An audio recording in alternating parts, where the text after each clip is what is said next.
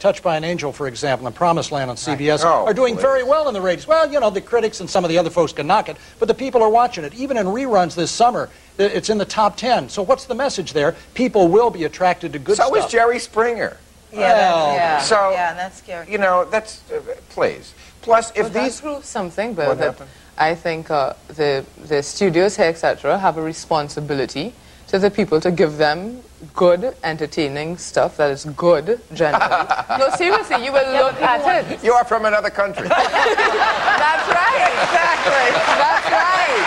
No one will take responsibility like that. But Your ideas are very amusing. No, but seriously, Touched by an Angel is a very popular show. Look at Michael Landon and how very popular he was for so many years and continues to be. The man is dead and he's still wildly popular. That says something.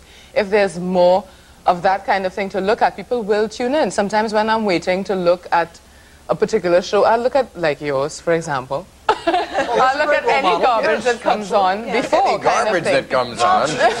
No, seriously, people do... I think consume whatever you give them. Yeah. So I think you have a responsibility to put some sensible programming out there. Right.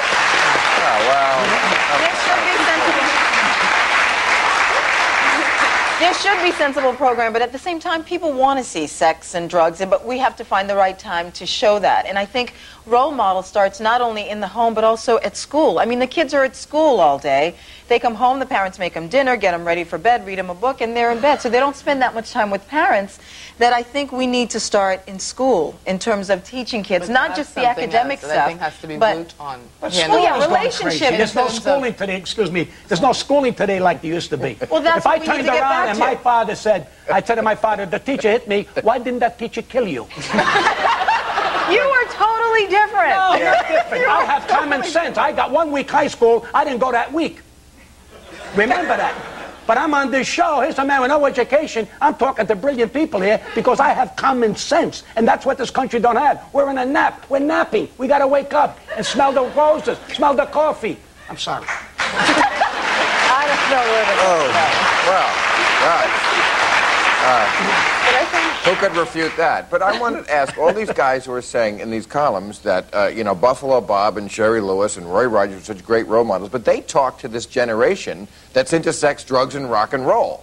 So if they were so great at guiding them, how come they turned into these people who like all the things that you hate? Well, that's a very good question, a very good point, and I wish I had the answer to it. But basically, you know, it wasn't their responsibility to force people to turn out all right. It was simply their responsibility to present the evidence for turning out all right. It's still a choice.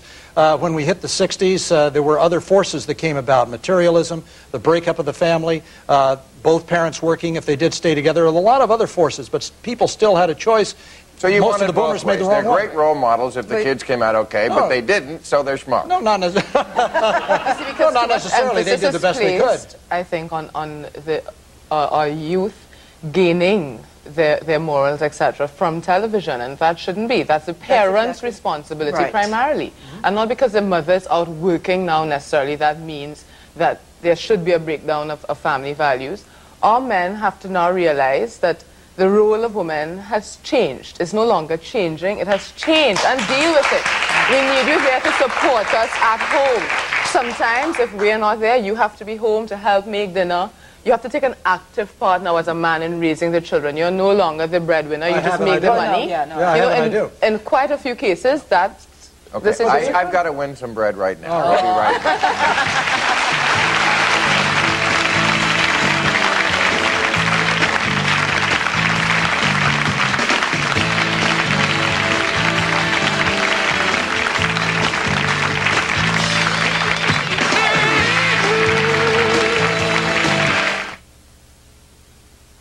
Ever notice how you never have enough time? Well, Sprint's putting time on your side, and now some of it's free. Time is on my side. Call right now for Sprint Sense anytime, and you'll get that great dime-a-minute rate all day, every day.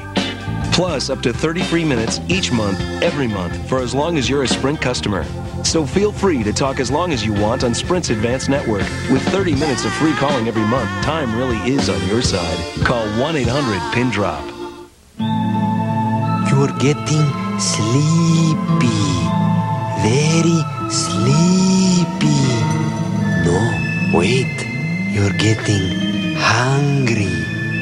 Very hungry. Feed your late-night craving with Gorditas. Warm, hearty flatbread, a blend of 3 cheeses, and your choice of mouth-watering salsas. Just 99 cents each.